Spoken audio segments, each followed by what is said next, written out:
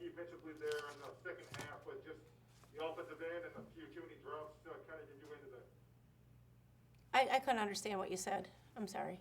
I heard the first part, but I didn't hear your question. Yeah.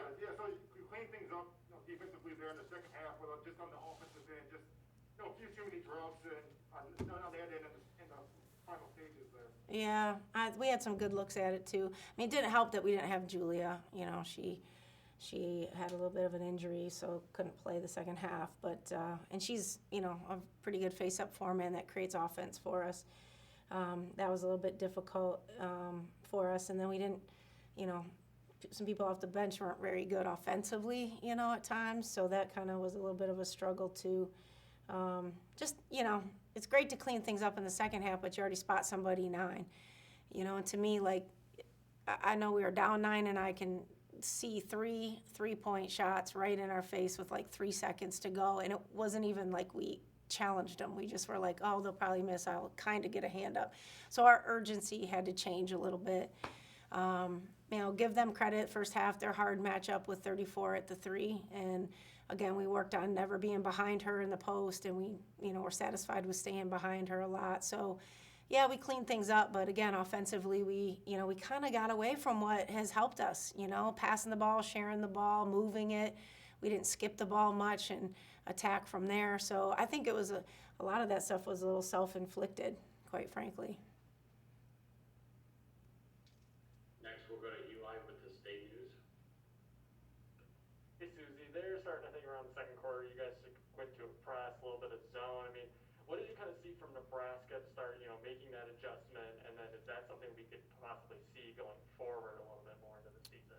Yeah, well, we knew we were going to need to use that, I think, at some point. Certainly, we've had it this whole time. We haven't used it a ton, but their size presents a problem. You know, their 3-man is 6'2.5", 6'3", and is a scoring kid. You know, we might have someone that's 6'2" at that spot or could play someone there, but they're more face-up than they are post-up. So their power was a problem. Their rebounding was a little bit of an issue, and they were doing a good job of, you know, getting 34 an opportunity at looks. And then number 4, Sam Habeas, she's a really good north and south guard, right? So it was kind of disappointing to see her even hit a 3 because that's really not her game, but we really didn't. We felt like we had to gap her a little more, so we went with the zone and pressure back to zone, which I thought was effective. Again, it was more of our offensive side of the ball. We just were very flat, and again, I don't know if I'm playing too many people. I said this to the team. I mean, everybody's getting time, and I guess maybe now it just needs to be, you know, people that kind of need to earn it, I guess. You know, I'm trying to keep too many people happy, and I don't, it's just not working at this point. And then as a follow-up as well, I mean, Tyner goes down with injury. You mentioned Julia. Do you have any kind of update with those two right now? Yeah, Ty, I was just happy it wasn't her knee. It was her ankle, they said, so I'll take that. I mean, she's had 2 ACLs in the past, so I was happy to hear it wasn't her knee. I was a little bit nervous. That's the first thing I said to her. I'm like, is it your knee? And she said no. And I was like, oh. And then, yeah, Julia, I'm not sure. Like, she had kind of got hit a little bit in the Maryland game. And, I mean, she had been practicing. She seemed fine. But all of a sudden, just at halftime, or, you know, before the half, I guess, just didn't feel like she could go anymore. So they, you know, she got pulled out, which really hurts us because she's someone that we have to rely on at that 4 spot. So we had to play Tori at some 4, and, you know, offensively, you know, with Drika playing the 4, sometimes, like, she's good defensively and does certain things well in the drive, but they were really playing us for the drive. And so that kind of adjusted some things offensively for us a little bit, too. Thanks, Suzy. Sure. Next question, we'll go to Ian with WLNS.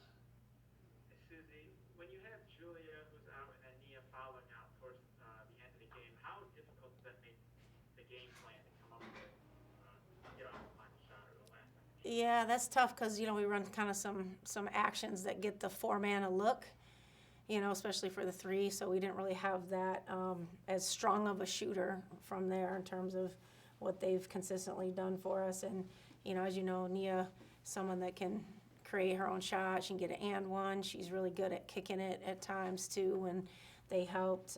So we kind of lost 2 pretty important scores down the stretch there. But we still had a good look at the bucket to send it into overtime, and when they extended the game, we did what we had to do. The kid missed the free throws, came down. I thought Eliza should have took the first one, and she hesitated. I'm not sure why, because that's something that we need her to do more of is, when she's open like that, that's got to be something that she does for our team. And but give them credit. I mean, maybe if she could have shot fake and sidestepped versus just put it down.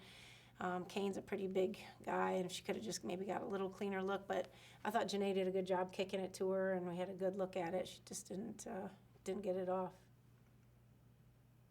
Thank you. Next we'll go to Michael with the Impact. Hey Suzy, it's always important to create your own momentum and create your own juice, especially without a lot of fans in the stands. And in the third quarter, it really looked like that was coming from Tori, especially with her defense and her passing and scoring in the third quarter. Can you just speak a little bit about what that, kind of how important that was and how important she is to the team? Yeah, I mean, she really brought it, I thought, in the second half. I mean, she competed, and that's kind of what was the difference. I thought the first half we were just playing the game versus really competing.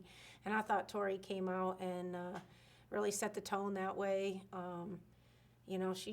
She plays hard, and she plays within the flow of the game. She doesn't try to take shots she shouldn't take or create things that aren't there. I mean, she plays within the system, but still I thought she still played very aggressively as well, within that, for defensively, getting rebounds, pushing it, sharing the ball, creating opportunities.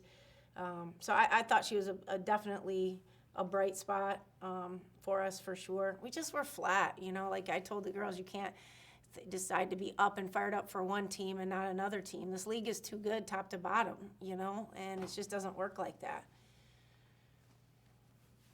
We'll go back to Brian.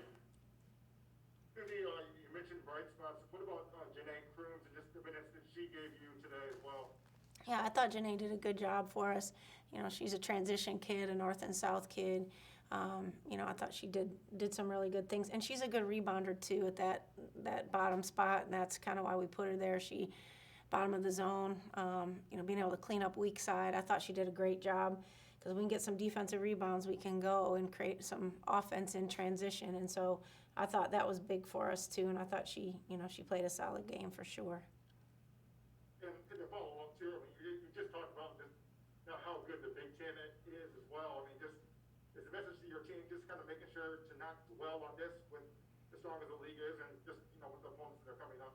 Yeah, I mean, it's been tough. I mean, there's just been a lot going on, and it's just been a crazy week, and we got to get back to being us. I think when we do that, that was a disappointing thing.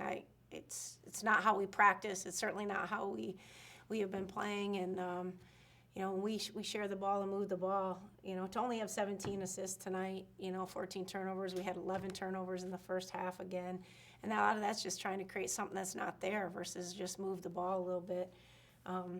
And again, foul trouble seems to be an issue for our post players. Like, we needed Smitty out there, she had 2 fouls in a minute and 27 seconds. She's just got to be a little more disciplined, her and Ty both, because they're kind of the guys that play that position. So, we need them to be able to, complement each other, and that kind of put us in the hole a little bit, because she's got some experience and can do some things. So, I felt like we were playing behind a lot, whether it be, Julia, whether it be, Smitty for a period of time. Ty went down a little bit. Cloudon was in foul trouble. We just seemed very kind of waiting to let one person do the job instead of playing together. But you're right, you can't dwell on it. I mean, the next one's just going to be hard. Now we're going to be on the road, so it doesn't get any easier. And our final question tonight comes from Eli at the State News. Suzy, you mentioned with Elise getting in foul trouble, Tyree's had some foul trouble in the past couple of games and stuff like that. I mean, how important is it for you in this Big Ten play to kind of get that post play going and have them play like a consistent, quarter-to-quarter possession basis? Yeah, I mean, and really just clean up the silly ones, I get, there's going to be 1 or 2 or whatever, but, that second one when you, are in a ball screen action and you reach or you bump somebody, you just got to have better body control and an awareness, and that's kind of got Smitty on the bench there, that second one. And then just getting her to release a little bit and use her speed in there some, but, yeah, that hurt us. I mean, you know, she's someone that we need to see. She's probably our best back to the basket scorer per se. I mean, Ty does some really good things in there too, but certainly she's got a little more finesse to her game, which helps some. But yeah, it was disappointing. It got us out of a flow as well. We did go smaller. We tried to do some 5-out type stuff, which I thought, was something we had to do, not that we wanted to do. I mean, we did it against a different teams we've played in the past, like in Iowa, or different teams like that, and being able to adjust our offense. And we had some nice back cuts. Julie had that nice back cut, and I thought we got some out of it, but not as much as we normally do playing through our post. All right, Coach, appreciate your time this evening. Okay, thank you.